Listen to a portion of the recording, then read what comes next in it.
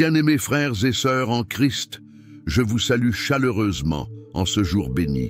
C'est avec un cœur rempli de joie et de gratitude que je vous accueille dans cette nouvelle vidéo. Aujourd'hui, nous allons aborder un sujet d'une importance capitale pour notre vie spirituelle et notre relation avec Dieu.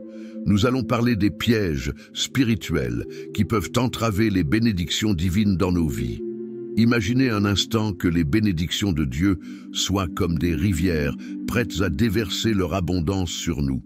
Cependant, certains obstacles se dressent sur notre chemin, bloquant ces flux de grâce. Ces obstacles, ce sont les péchés que nous devons éviter à tout prix.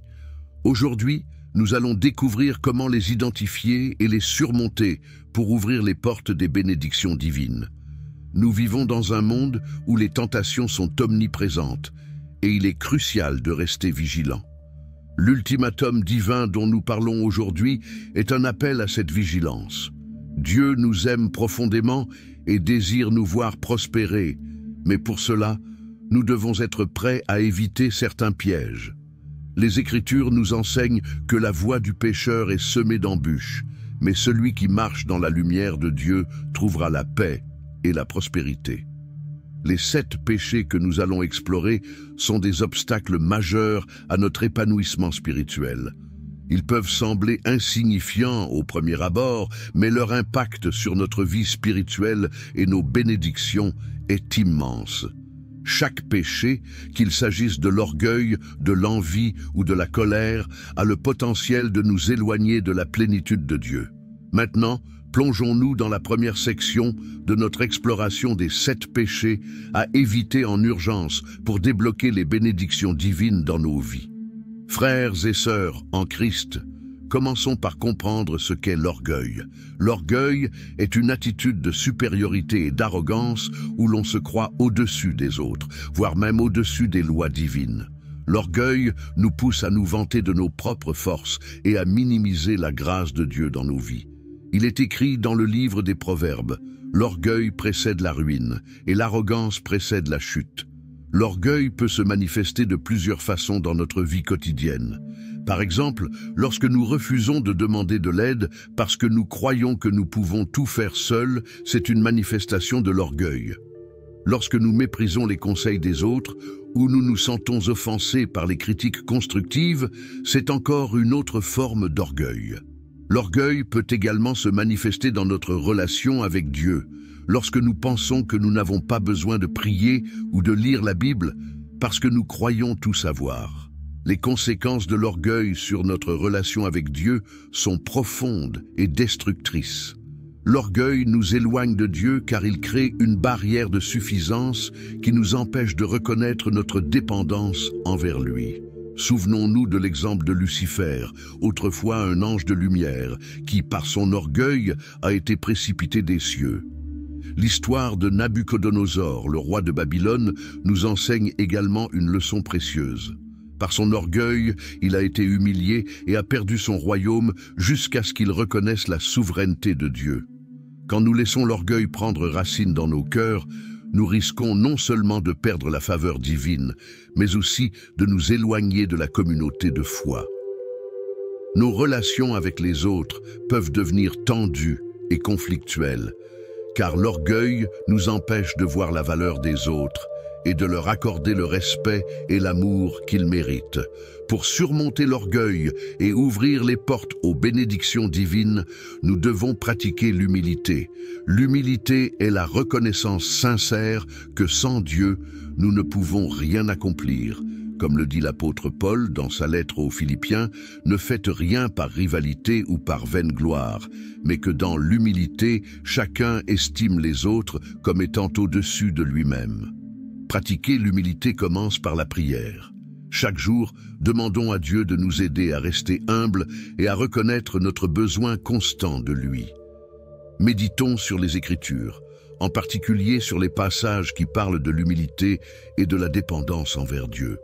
Un autre moyen pratique est de servir les autres. Le service nous rappelle que nous sommes appelés à être des serviteurs, à l'image de Jésus-Christ qui, bien qu'étant le Fils de Dieu, n'a pas hésité à laver les pieds de ses disciples.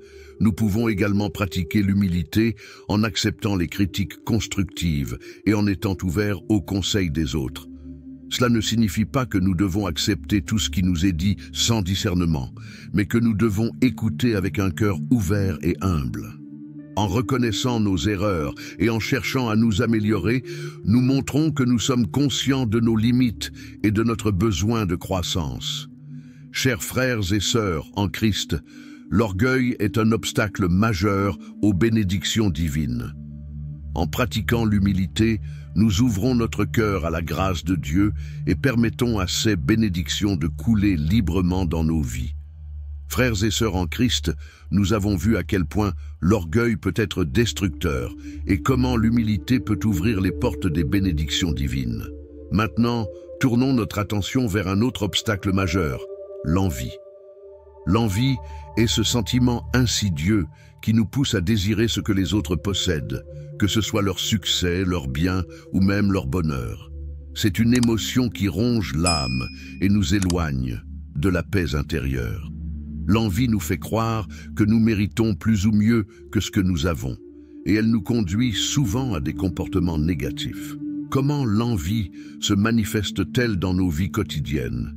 Elle peut se manifester par des pensées amères lorsque nous voyons les réussites des autres, par des paroles critiques ou dénigrantes envers ceux qui semblent prospérer, ou encore par des actions visant à saper les efforts des autres.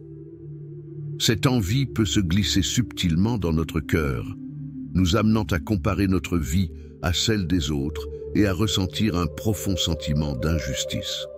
Les conséquences spirituelles de l'envie sont profondes et perturbatrices.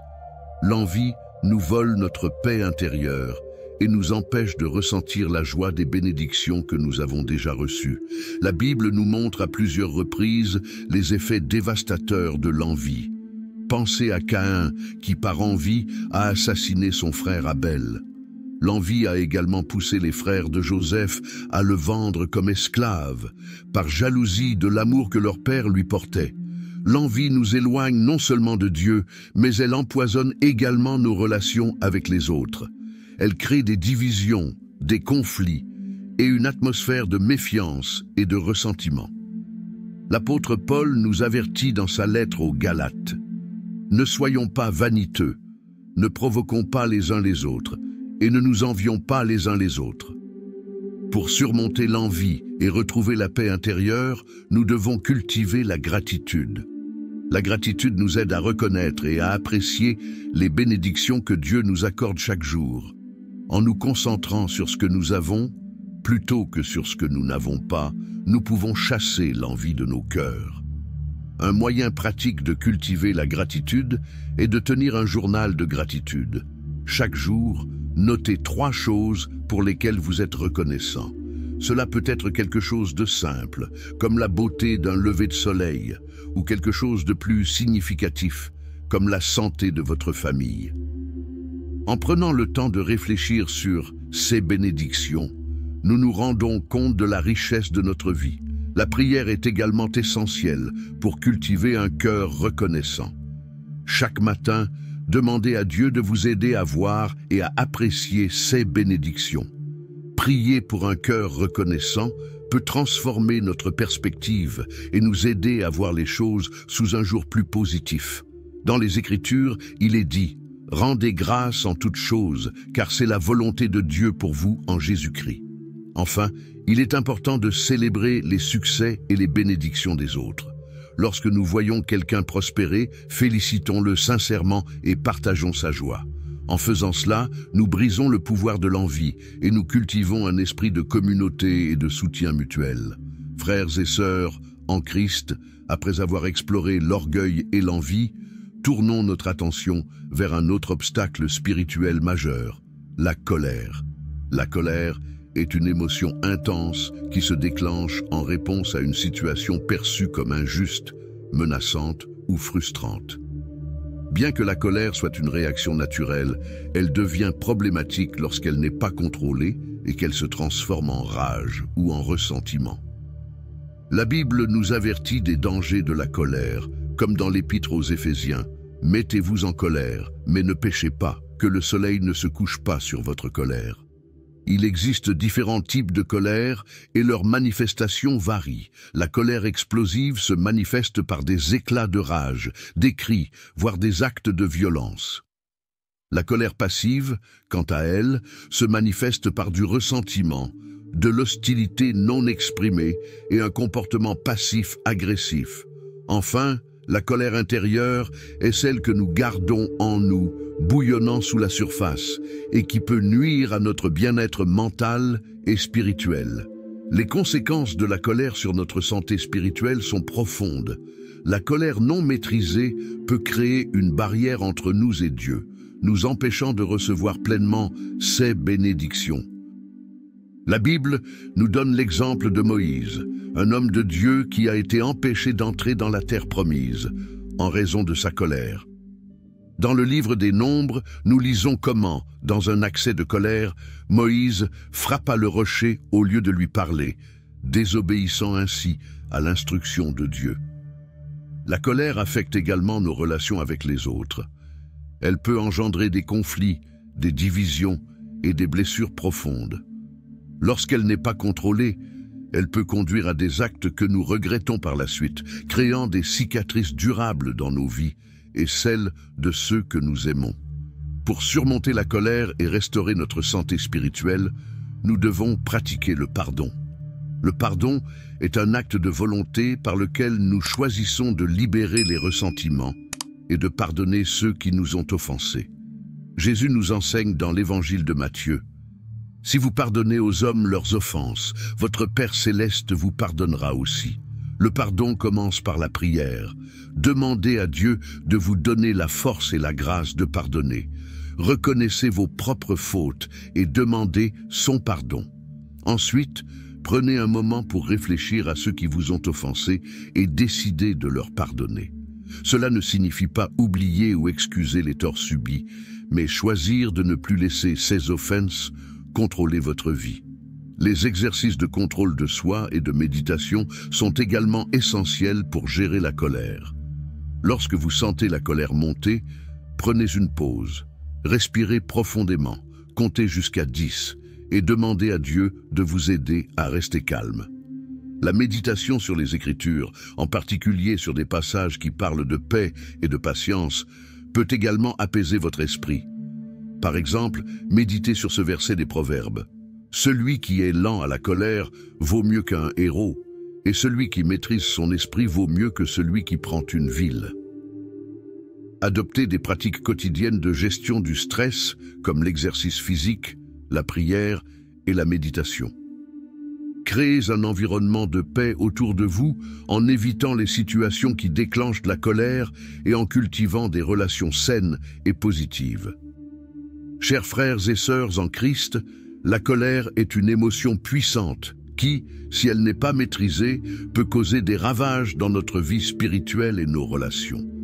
Mais avec le pardon, la prière et des pratiques de contrôle de soi, nous pouvons surmonter cette émotion et ouvrir la voie à une vie de paix et de bénédiction divine. Frères et sœurs en Christ, nous avons exploré les ravages de la colère et comment y remédier. Passons maintenant à un autre obstacle spirituel qui peut insidieusement s'installer dans nos vies, la paresse spirituelle. La paresse spirituelle se manifeste par un manque de motivation et de diligence dans notre vie spirituelle. Elle se traduit par une négligence des pratiques spirituelles essentielles comme la prière, la lecture de la Bible et la participation à la communauté de foi. La paresse spirituelle est un état d'esprit où l'on remet constamment à plus tard ce qui est essentiel pour notre croissance spirituelle. Quels sont les signes de la paresse spirituelle? Il peut s'agir d'une absence régulière au service religieux, une lecture sporadique ou inexistante des Écritures, ou encore un manque d'engagement dans la prière.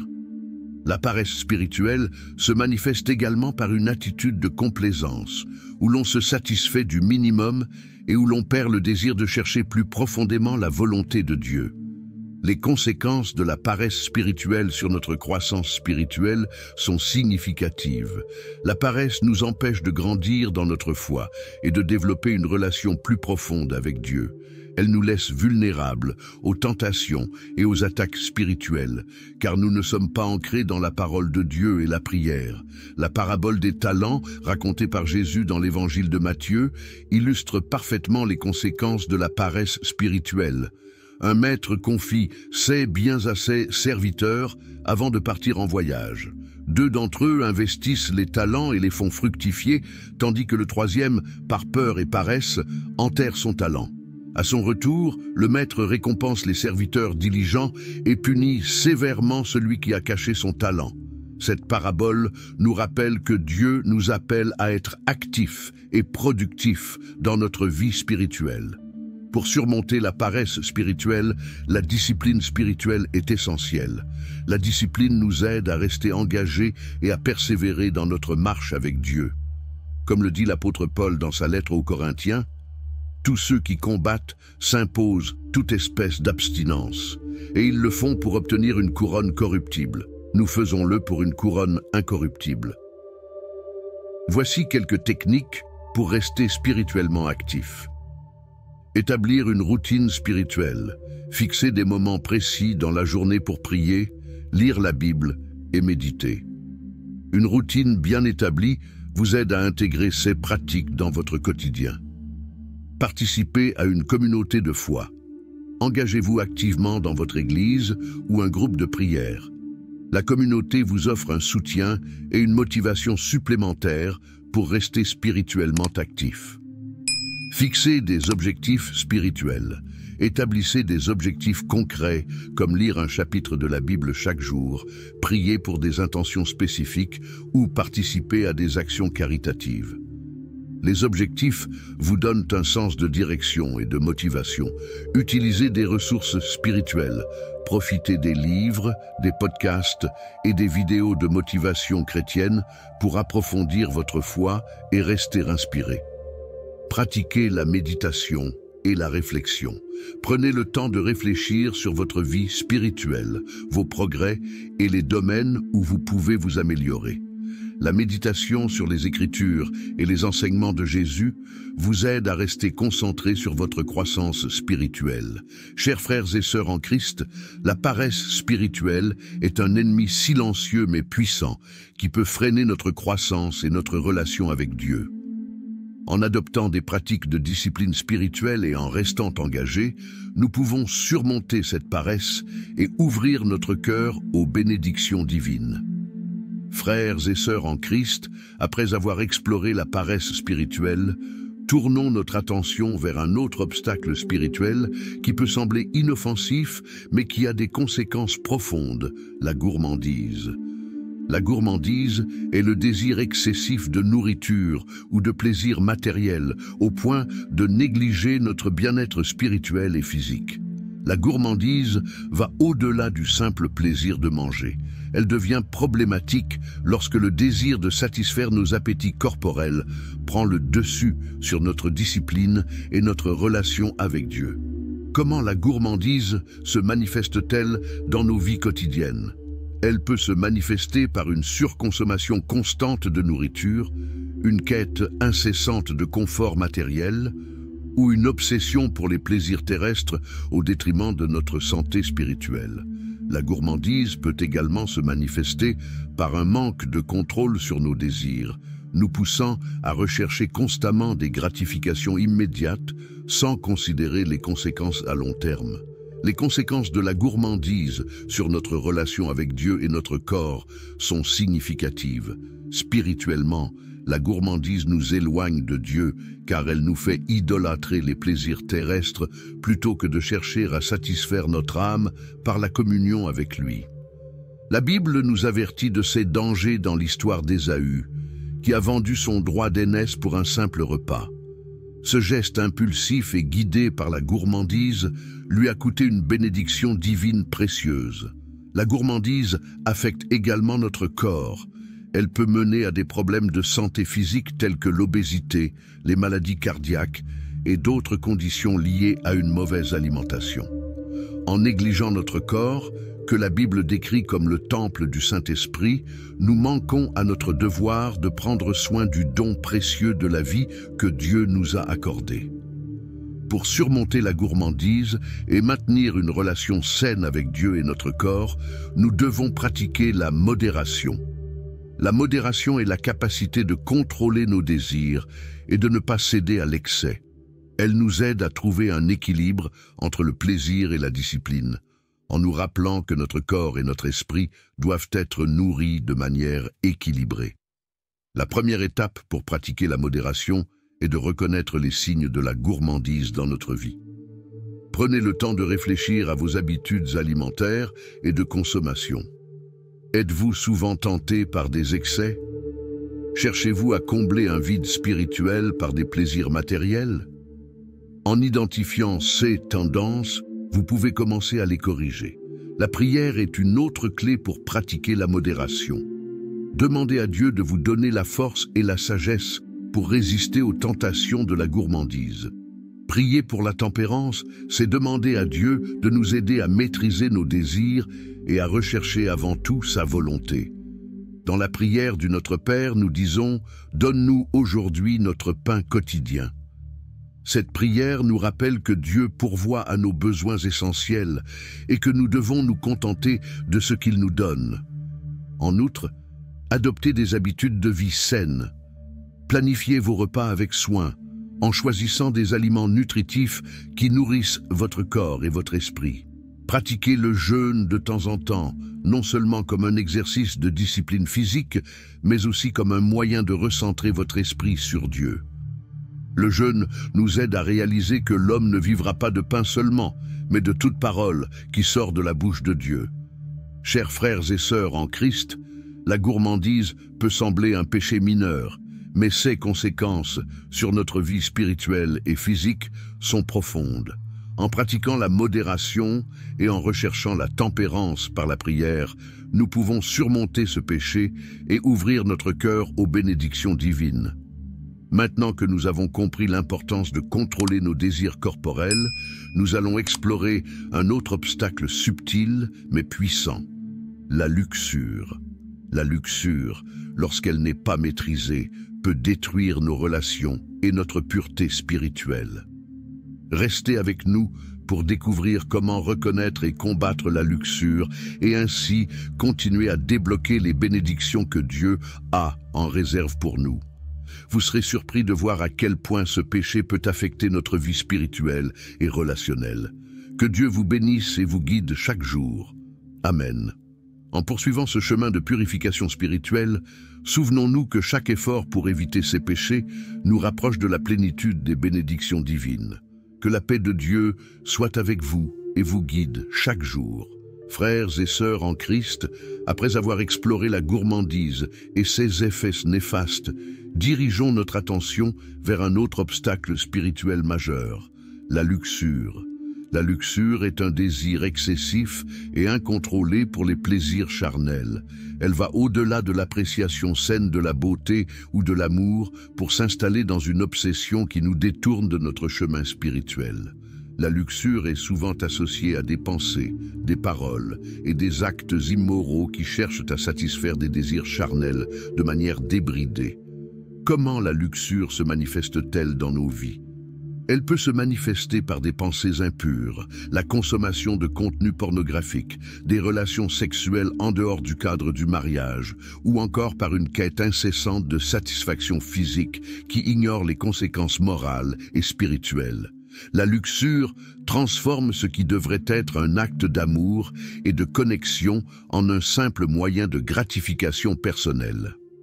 Les conséquences de la luxure sur notre pureté spirituelle sont profondes et destructrices. La luxure nous éloigne de Dieu en souillant notre cœur et notre esprit. Jésus nous avertit dans l'évangile de Matthieu. « Mais moi, je vous dis que quiconque regarde une femme pour la convoiter a déjà commis un adultère avec elle dans son cœur. » Cette déclaration souligne que la luxure commence dans le cœur et l'esprit, avant même de se manifester par des actes extérieurs. Un exemple biblique frappant des conséquences de la luxure est l'histoire de David et Bethsabée. David, roi d'Israël, a succombé à la luxure en convoitant Bethsabée, la femme d'Uri. Son désir l'a conduit à commettre l'adultère et même à orchestrer la mort d'Uri pour couvrir son péché. Les répercussions de ces actes ont été immenses, non seulement pour David et Bethsabée, mais aussi pour leur famille et tout le royaume. Cet épisode nous rappelle combien la luxure peut mener à des décisions destructrices et à des conséquences désastreuses. Pour surmonter la luxure et préserver notre pureté spirituelle, il est essentiel de cultiver un cœur pur. La pureté de cœur commence par la reconnaissance de nos faiblesses et par une volonté sincère de chercher la sanctification. Le roi David, après avoir réalisé l'ampleur de son péché, a crié à Dieu dans le psaume 51. « Crée en moi un cœur pur, ô Dieu, et renouvelle en moi un esprit bien disposé. » La prière et le jeûne sont des pratiques puissantes pour la purification. La prière nous permet de confesser nos péchés, de demander pardon et de solliciter la force divine pour résister aux tentations. Priez régulièrement pour un cœur pur et demandez à Dieu de vous aider à garder vos pensées et vos actions alignées avec sa volonté. En jeûnant, nous nous privons volontairement de certains plaisirs pour nous concentrer davantage sur notre relation avec Dieu. Le jeûne nous aide à renforcer notre discipline et à résister aux tentations charnelles. Évitez également les situations qui peuvent susciter des tentations. Soyez vigilants quant aux médias que vous consommez, aux environnements que vous fréquentez et aux personnes avec qui vous entretenez des relations. Entourez-vous d'une communauté de foi qui vous soutient et vous encourage à rester fidèle à vos engagements spirituels. Chers frères et sœurs en Christ, la luxure est un piège subtil, mais puissant qui peut souiller notre esprit et nous éloigner de Dieu. En cultivant la pureté de cœur, en priant et en jeûnant pour la purification, nous pouvons surmonter ce péché et ouvrir la voie à une relation plus profonde avec Dieu. Frères et sœurs en Christ, après avoir examiné les dangers de la luxure, concentrons-nous sur un autre obstacle spirituel, l'avarice. L'avarice est un amour excessif de l'argent et des possessions matérielles au point de négliger les valeurs spirituelles et morales. Elle se traduit par une soif insatiable de richesse et de biens, souvent au détriment des relations humaines et de la générosité. La Bible nous met en garde contre l'avarice dans la première épître à Timothée, car l'amour de l'argent est la racine de tous les maux, et quelques-uns, en le recherchant, se sont égarés loin de la foi et se sont eux-mêmes transpercés de bien des douleurs. Comment l'avarice se manifeste-t-elle dans nos vies quotidiennes? Elle peut se manifester par un désir constant d'accumuler des richesses, une réticence à partager ou à aider les autres et une focalisation excessive sur les gains matériels. L'avarice se manifeste également par l'envie de ce que les autres possèdent et par des comportements égoïstes qui privilégient les biens matériels au détriment des valeurs spirituelles et des relations humaines. Les conséquences de l'avarice sur notre générosité et notre foi sont profondes. L'avarice nous pousse à placer notre confiance et notre sécurité dans les possessions matérielles plutôt que dans la providence divine. Elle nous éloigne de Dieu, car elle nourrit l'égoïsme et l'orgueil, nous empêchant de développer un cœur généreux et aimant. Un exemple biblique poignant de l'avarice est celui du jeune homme riche. Dans l'évangile de Matthieu, un jeune homme demande à Jésus ce qu'il doit faire pour obtenir la vie éternelle. Jésus lui répond de vendre ses biens et de donner l'argent aux pauvres. Incapable de se détacher de ses richesses, le jeune homme s'en va, attristé. Cette histoire illustre comment l'attachement excessif aux biens matériels peut nous empêcher de suivre pleinement Jésus et de vivre selon ses enseignements. Pour surmonter l'avarice et développer un cœur généreux, nous devons pratiquer la générosité. La générosité est l'antidote à l'avarice, car elle nous aide à reconnaître que tout ce que nous possédons vient de Dieu et doit être utilisé pour bénir les autres. Comme il est dit dans la deuxième épître aux Corinthiens, que chacun donne comme il l'a résolu en son cœur, sans tristesse ni contrainte, car Dieu aime celui qui donne avec joie. Pratiquer la générosité commence par de petits gestes quotidiens. Offrez votre temps, votre attention et vos ressources à ceux qui en ont besoin. Participez activement aux œuvres caritatives et aux missions de votre Église. La générosité ne se mesure pas à la quantité donnée, mais à la disposition du cœur, à donner librement et avec joie. La prière est également essentielle pour cultiver un cœur généreux. Demandez à Dieu de vous libérer de l'emprise de l'avarice et de vous donner un cœur ouvert et généreux. Priez pour avoir la sagesse de gérer vos ressources de manière à honorer Dieu et à aider les autres. Comme Jésus nous l'enseigne dans l'évangile de Luc, donnez et il vous sera donné. Une bonne mesure, pressée, secouée et qui déborde, sera versée dans votre sein, car on vous mesurera avec la mesure dont vous vous serez servi. Il est également important de méditer sur les Écritures qui parlent de générosité et de confiance en Dieu. Rappelez-vous que notre trésor ultime se trouve au ciel et non sur terre. Jésus dit dans l'évangile de Matthieu: « Ne vous amassez pas des trésors sur la terre, où la teigne et la rouille détruisent, et où les voleurs percent et dérobent, mais amassez-vous des trésors dans le ciel, où ni la teigne ni la rouille ne détruisent, et où les voleurs ne percent ni ne dérobent. » Chers frères et sœurs en Christ, l'avarice peut sembler un péché acceptable dans notre société axée sur la consommation, mais elle a des conséquences spirituelles profondes. En pratiquant la générosité et en priant pour un cœur généreux, nous pouvons surmonter ce péché et ouvrir notre cœur aux bénédictions divines. En poursuivant ce chemin de purification spirituelle, souvenons-nous que chaque effort pour éviter ces péchés nous rapproche de la plénitude des bénédictions divines. Que la paix de Dieu soit avec vous et vous guide chaque jour. Amen. Je vous invite à aimer, partager, commenter et vous abonner à cette chaîne.